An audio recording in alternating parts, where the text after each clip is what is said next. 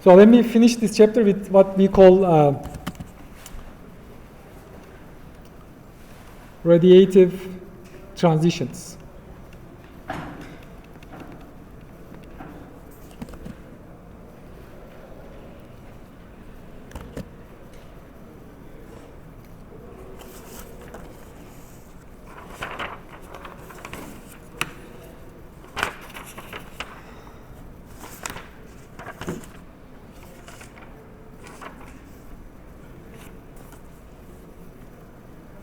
So, okay, I think the quantum theory is now finished, and with these transition rules, we are going to be done. And this was the state of quantum mechanics in 1930s. And 100 years later, we are using it exactly as it was, right? So, of course, many more developments took place after that. But right now, you know everything you need to understand electrons, atoms, periodic table, molecules, and everything else. And the message we learned is these atomic orbitals,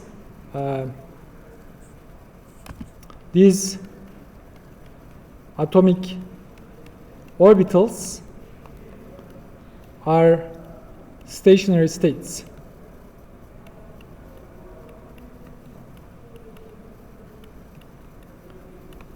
Electron. Now we are not thinking about some electron circling an atom. We are not talking about like a Bohr orbit. We are talking about a wave function, and this wave function is a steady state. What this says is like it is like a stationary state. Once you put your electron there, it is there forever. There is no radiation, no whatsoever. And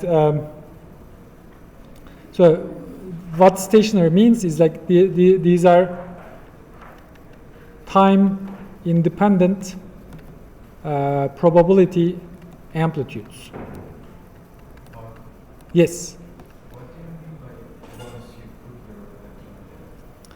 do you mean by once you put your electron in like psi n l m, it's going to stay there. It's like a stationary orbit. Unless you kick it with some external force, it's going to be there for the rest of the. They're normal states. It is not going to what I am trying to say is like this classical picture was what? Like classically, we had like a positive nucleus, and we had an electron, right? And like in our discussion with you, so electron can be in this state because of circular motion, right? The centripetal force is equal to electrical force, and it is good enough. But there is one more problem here. There is like an electron, and an electron circling is like a current, right? There is like accelerating charge, and an accelerating charge should give rise to radiation. This is so-called non-steady state, right? Because it's dissipating energy. If something is dissipating energy, it is not stationary anymore. And what would happen classically is like this electron would just slowly lose energy, and over time, in a few nanoseconds, it would just collapse on the nucleus. But this is not what happens. Well, what happens is like we completely abandon this picture, and we say that electron is not in this classical simplified picture. Electron is in a wave function. And this wave function is a steady state. It is not time dependent. If you look at the probability density corresponding to this, it is time independent. If something is time independent, there is no acceleration. If there is no acceleration, there is no radiation, there is no dissipation, then it is a stable orbit.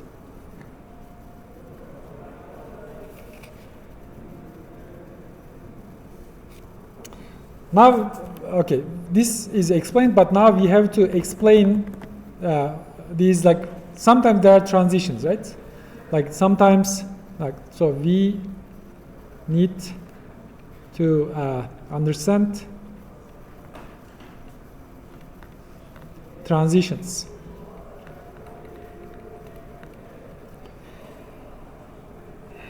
And for this, let's consider a toy model with two levels. Consider, because it's enough for us to understand what's happening. Two-level model. And in this picture, let's say these are the only two levels. Let me call this one 1, level 1. This is level 2, right? Of course, we are eventually going to think about like hydrogenic wave functions, but these are like simple two levels, a universe with nothing else. And the general wave function, right? The most general wave function is going to be something like this. Psi is some A amplitude times psi 1 plus some other amplitude times psi 2. And this A and B are complex.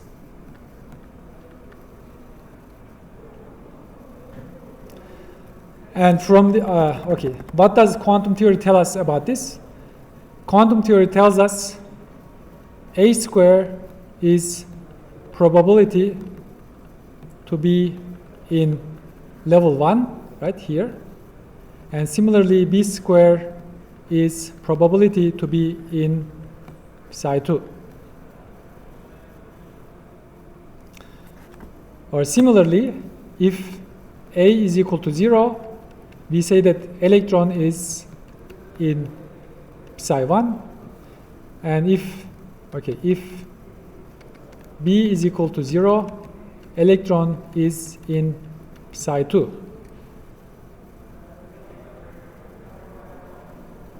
But now let's think about this general state. So this is like some general state, and I want to understand how this state evolves with time, right?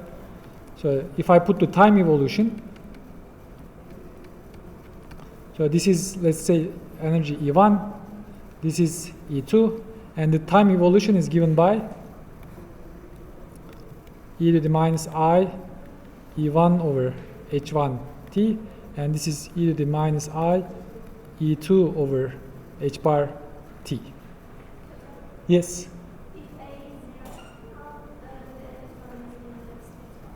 So if, oh yes, the other way. So if A is 0, it is in 2. Thank you. If B is 0, it is in 1. Thank you. I misspoke.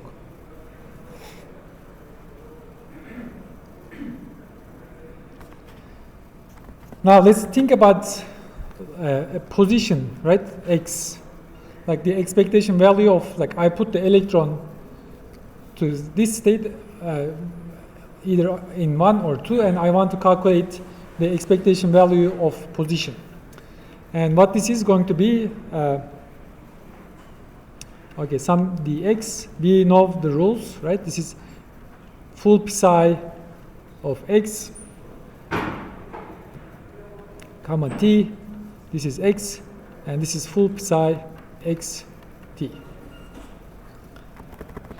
And now if B is equal to 0, this thing is going to be equal to dx, like take this one,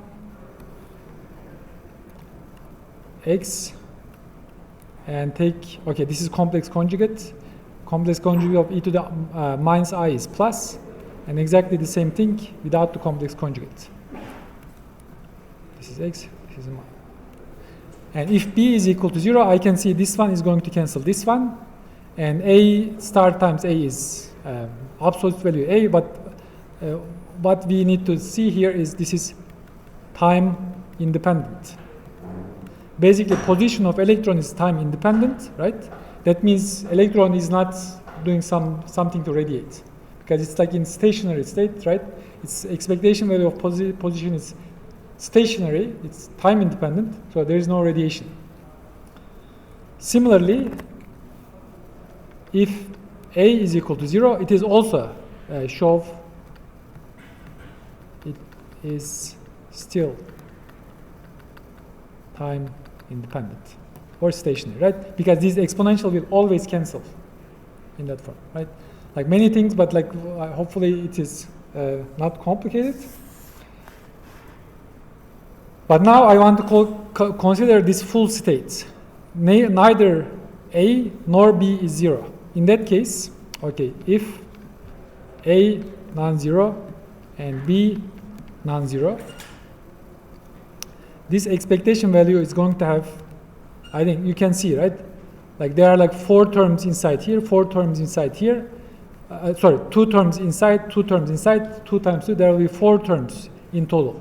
There will be 1 term coming from like this, which is stationary in A, right? This is the expectation value of x in A. So this is expectation value of B, right? This is exactly like this. Okay, maybe I can put 1 because I call this state 1. This state is 2. And amplitudes are like A squared. So this one is B squared. And these two are time independent, right? Is that all I need to write?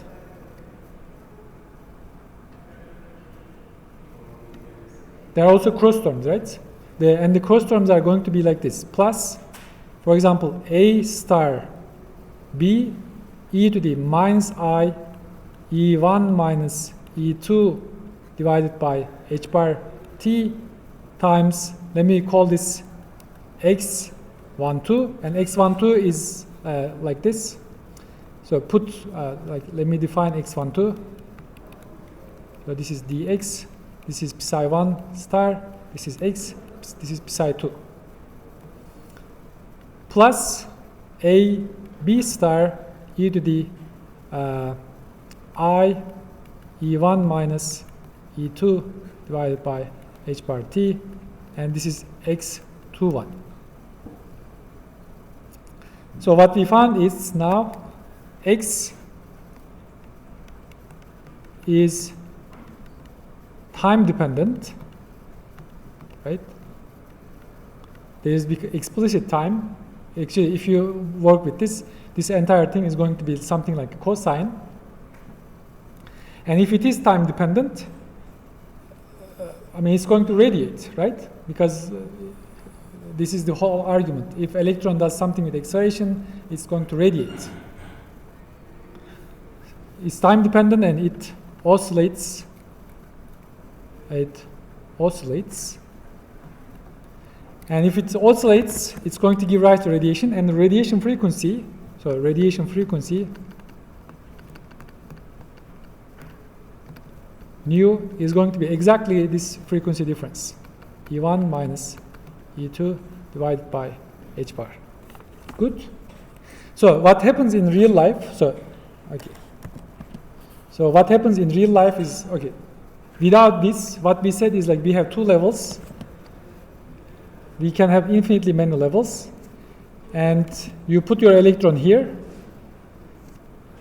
And if the electron is like exact eigenstate, what this means is like this is psi2, this is psi1. If the wave function of electron is psi2, it's going to be at psi2 for the rest of the universe. But typically there will be something that kicks this electron, right? There will be some external perturbation. Maybe a truck will just pass by the laboratory, all right? So you put this electron here, and if there is nothing to perturb this, this electron is going to stay here for the rest of the universe. But there will be some kind of perturbation, right? Like, I don't know. In laboratories, we don't control everything. There will be something out of our control. And that thing, that little what we call perturbation, like this is perturbation, will kick electron from here to this state, psi1 plus b psi2, right? Maybe A is very tiny and B is like close to 1. And a tiny amplitude of A is all you need to transition from here to there, right? And once your electron goes down, it's going to emit the photon to conserve the energy. And there will be photon with h nu.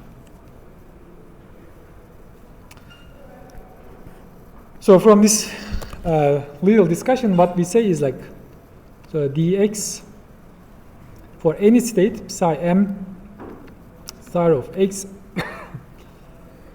x psi n of x is so if this thing is equal to 0, we say transition n to m and the vice versa is forbidden. And if this thing is non-zero, transition is allowed.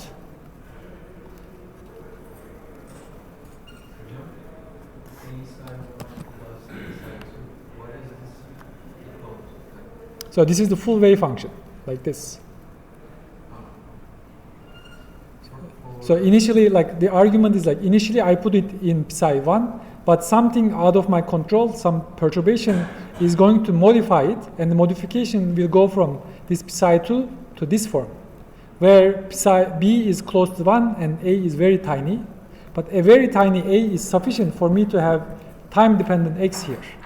And as soon as I have a time-dependent x, I have radiation. And when there is a radiation, electron will go from one level to the other. And there will be photon coming out. So that side that you wrote is for the photon? No, this is for electron. Photon, in this picture, we are just taking like so-called classically, if you want. We don't say anything about photon. Other than its energy being like this, photon is just a byproduct of our description. We don't write wave function of photon. You can do that, but we don't do that here. So are you saying whenever an electron comes from layer to layer, we can write it as the side of those layers? Yes, yes. Actually, if electron comes from here to here, it has to be in this form. Otherwise, it cannot come down. For example, from 6 to 2. Mm-hmm. 6 to 2, any level to any level, for you to be able to write that, there has to be like a amplitude like this. You have to form a superposition. So this is what we call superposition. You have to superpose the entire wave function in these two states so that electron can transition from one to other. If not, they cannot have, because these are orthogonal states, right? If you look at the overlap, they are zero, so they cannot transition by themselves. Okay, now, based on this, I want to formulate what's so-called selection rules. So for hydrogen atom, we don't have these two levels. We have psi n, l, m, and r, theta, and phi. And what we need is like we have this volume integral, and we have to have one of these, actually two of these. One is complex conjugated, and let me put n prime, n prime, n prime here, and there will be some operator of interest here. Let me call it O. And if this thing is non-zero, this is allowed transition. What this means is if this thing is non-zero, I can transition from n prime, l prime, m prime to n, l, m. And if this thing is zero, this is forbidden.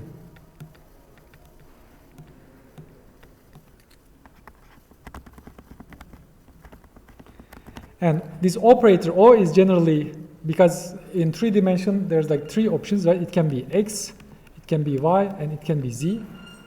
And these are like what? These are like well-known functions. Okay, it may have scared you, but they are well-known, and Mathematica handles them like as if they are peanuts. So you can put this X and calculate this integral. You can put this y and calculate this integral, and you can calculate them for any n, l, and m, and z for the same. And the result is very simple, that we don't have to do this, right? The result, for you to have allowed transition, L minus L prime, which I'll call it delta L, should be plus or minus 1. Which in a little bit I'll tell you there's like a nice argument to understand. And m prime minus m, which I will designate with delta m, should be 0 plus or minus 1. You can see there's not much constraint on that. And n minus n prime, and no constraint. Of course, other than the energy conservation, n and n prime can be anything. So what happens is like you take 2 levels, like some n, l, m. There's some, okay, let this be n prime, l prime. This is n, l, m. And your electron is going to transition, and there will be a photon coming out. And this photon needs to have 2 things. first energy, and energy h nu should be En prime minus En, right? We know these Ens and En primes, but it also needs to have, what else does a momentum need to have? A photon needs to have, other than energy. It has momentum, but we know energy and momentum are related. There's one more thing a photon needs to have. Kinetic energy, any other guesses? Photon has, what else? Huh? It has a kind of momentum, but what kind of momentum? Angular momentum, right? Or if you want, sometimes people say a photon has a spin, angular momentum. What is the angular momentum of a photon? Now, tricky question. I think everybody, as far as I know, knows this. Spin of photon, what is it? Yes, but what is its value? 1/2 for electron. For photons, 1, right? Angular momentum is 1. What this means is it can be plus or minus h bar. And this is exactly like you said, +1 is like circular polarization, right? So counterclockwise polarization +1, clockwise polarization is minus h bar. And this is exactly this rule, right? If the angular momentum change is plus or minus 1, I can provide the necessary angular momentum. And from the energy difference, I can provide the energy. Then I can create this photon, and then my electron can make the transition. Any questions? So let me draw like a cartoon diagram, and then, so let's say n is equal to 1, something like that. Maybe it's too big.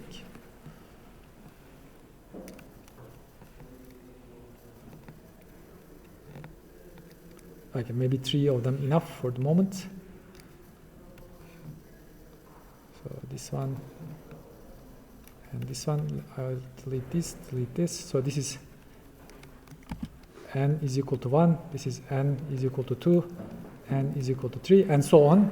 There are infinitely many possibilities. So this is L is equal to 0. I know if n is equal to 1, L can only be 0, so there's only one line. If n is equal to 2, L can be 0 or 1, so this is L is equal to 1. If n is equal to 3, L can be 0, 1, and L is equal to 2. So the transitions are like what? I can transition from, for example, let's, this one, is this allowed? Is this an allowed transition? I go from L is equal to 0 to L is equal to 0. Yes. Why not? Because of these selection rules. What does the selection rule say? Huh? Right, it is not, right? Because it is L is equal to 0, L is equal to 0, you need a momentum with photon. There is no momentum, there is no photon without angular momentum. So this one is not good. What about this one? We can't do that, right? But I can do things like this. I can do, for example, this. I can do this. I can do that. Right? And these are allowed. If you want, I can do also that. And all these kind of possibilities. I can also do, is there any other? I think that's pretty much it. Huh? Or like this? L is equal to 0, like this? 0 to 1, like this? I mean, like, here's the question. Can we do this kind of transition? Let me do this. Is that possible? I think yes. Yes? No? Why? Photon has to have energy. Exactly. If there is no photon, there is no energy, how can you transition, right? so. Not only n should be different, but also L at the same time to be able to transit. Yes. I mean, for you to get a photon out, this is what we call, and there has to be energy, and if they are the same, you cannot do that. Then we should say n plus minus n should not be. But, like, yeah, it should be, if you want, non-zero. That's what I said, like no constraint other than the energy conservation. That's what I mean.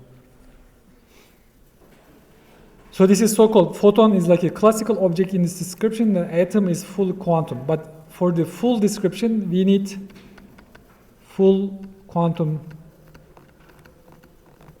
description of atom, which is like a matter, plus light is required. And does anybody know the name of this theory where we take both atom and light fully quantum mechanically?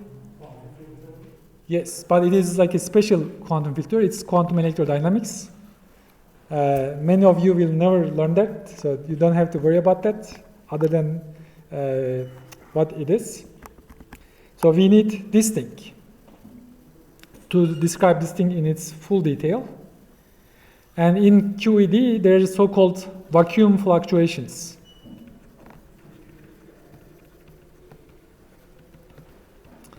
Okay, this is also a scary word, but not really. So if you remember harmonic oscillator, right?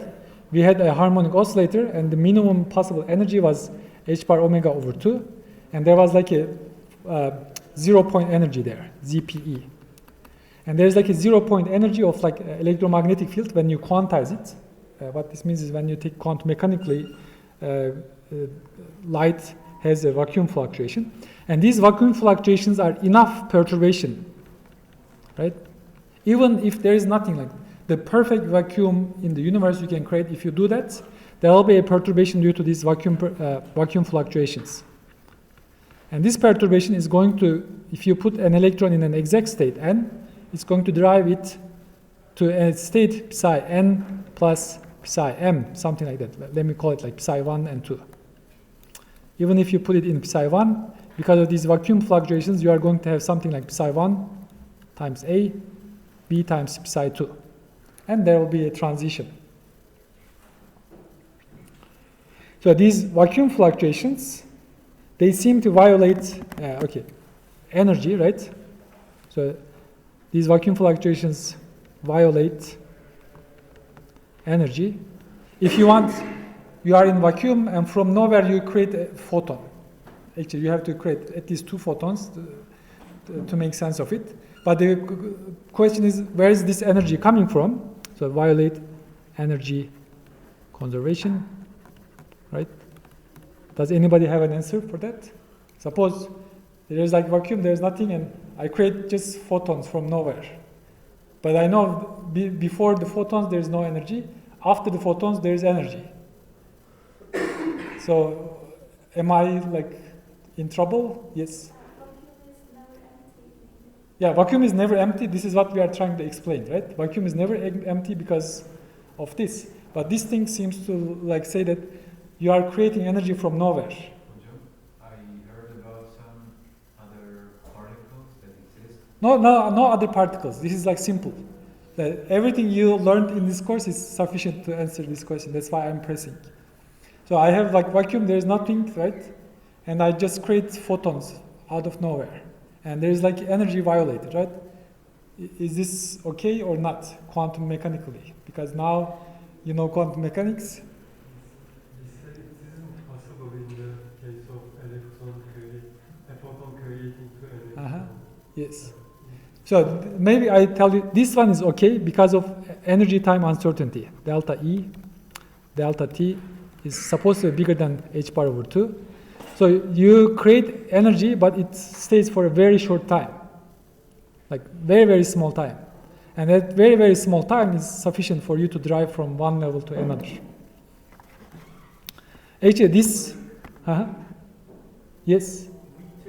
Practically, we don't have the energy, but technically... That's the nature of existence. They are there. And the question is, can we observe these fluctuations in means other than this electron beam transition? And there is something called Casimir effect.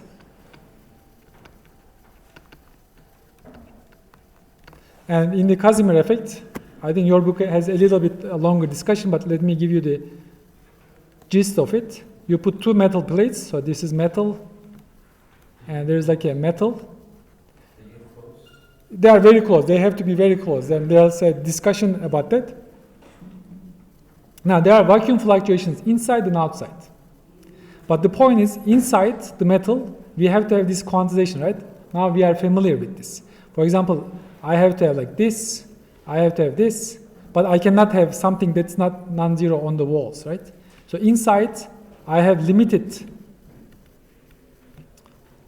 photon wavelengths. But outside, I don't have a limitation. I have no limitation because outside goes from minus infinity to plus infinity, no limitation.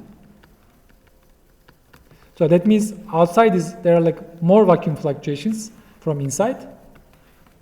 And what will happen is like this like so-called photon gas outside is going to push these plates together. And in the laboratory, you can observe that. And that has been observed, and that's called Casimir effect. But it seems like experimentally, this is like a tiny force. And you need a very, very special, ultra-precise experiment to be able to see that. Maybe I can stop here and then continue next time. So this chapter is done.